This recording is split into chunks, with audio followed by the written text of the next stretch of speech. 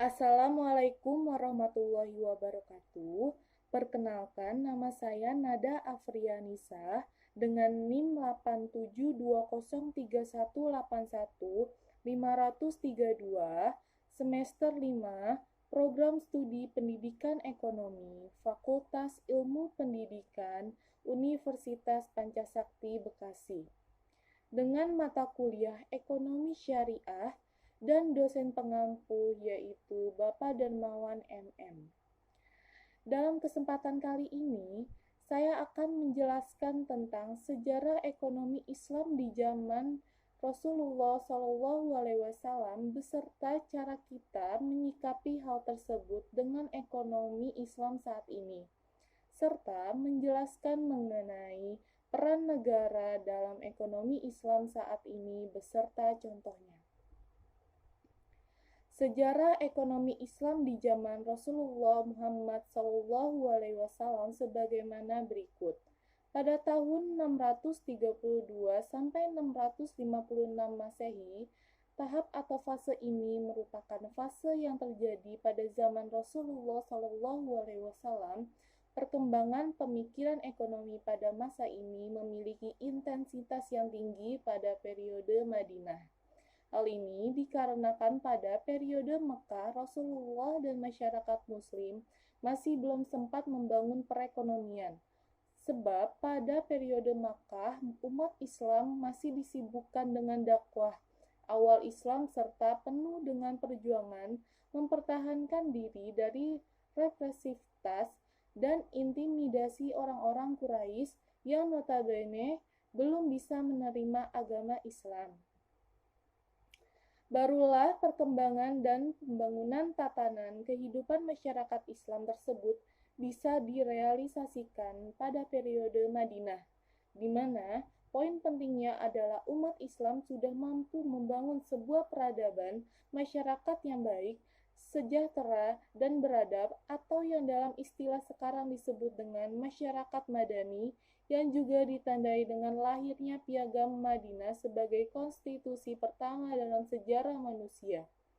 Perkembangan tersebut juga terjadi pada kehidupan perekonomian masyarakat kala itu. Pada masa ini, Rasulullah SAW dan umat Islam telah mampu memberikan prinsip-prinsip dasar mengenai perekonomian. Strategi yang digunakan adalah A. Membangun masjid, B. Merehabilitasi kaum muhajirin, C. Membangun konstitusi negara, dan yang terakhir D. Meletakkan dasar-dasar sistem keuangan negara. Meskipun sistem perekonomian yang dijalankan waktu itu masih sederhana, tapi dengan meletakkan dasar-dasar ekonomi tentunya sudah merupakan bentuk pembangunan dan kemajuan yang luar biasa pada zamannya. Sistem ekonomi Islam yang digunakan berakar pada prinsip bahwa kekuasaan tertinggi hanya milik Allah Subhanahu wa Ta'ala semata dan manusia diciptakan sebagai khalifahnya di muka bumi. Perekonomian pada masa Rasulullah ini juga sudah mengenal sistem pajak seperti kharaj, pajak yang dibayarkan oleh produk non-muslim, user, pajak pertanian, dan jizyah, pajak perlindungan dan pengecualian orang-orang non-muslim dari wajib militer.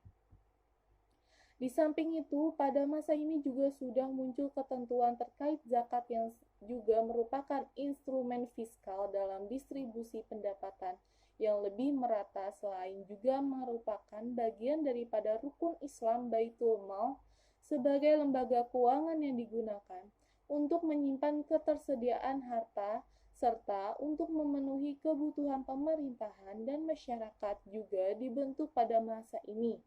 Namun, pada saat ini Baitul Mal masih terbatas pada pengertian sebagai pihak yang menangani setiap harta benda kaum muslimin, baik berupa pendapatan maupun pengeluaran.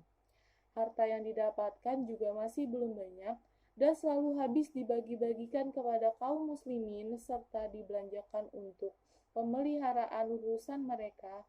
Pada masa ini juga sudah mengenal adanya penyusunan anggaran, penerimaan, dan alokasinya. Cara menyikapi sejarah ekonomi Islam di zaman Rasulullah dengan ekonomi Islam saat ini.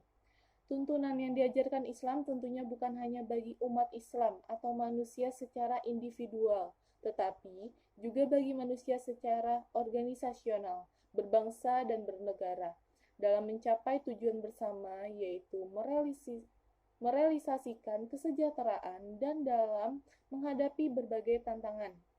Hal ini menunjukkan bahwa Islam secara tidak langsung telah memberikan strategi dan cara untuk berperilaku dan menghadapi persaingan ekonomi dari skala individual hingga skala global.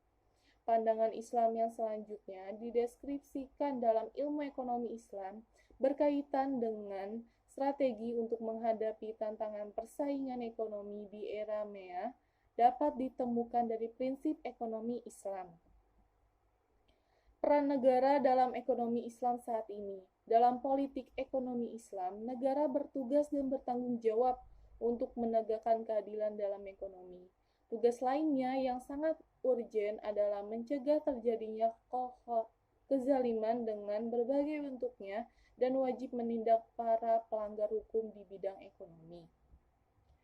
Contoh mengenai peran negara dalam ekonomi Islam saat ini, yaitu peranan negara menjamin tegaknya etika ekonomi dan bisnis Islam dari setiap individu melalui pendidikan dan bila perlu melalui paksaan. Oke, sekian dan terima kasih. Mohon maaf apabila ada kekurangan. Wassalamualaikum warahmatullahi wabarakatuh.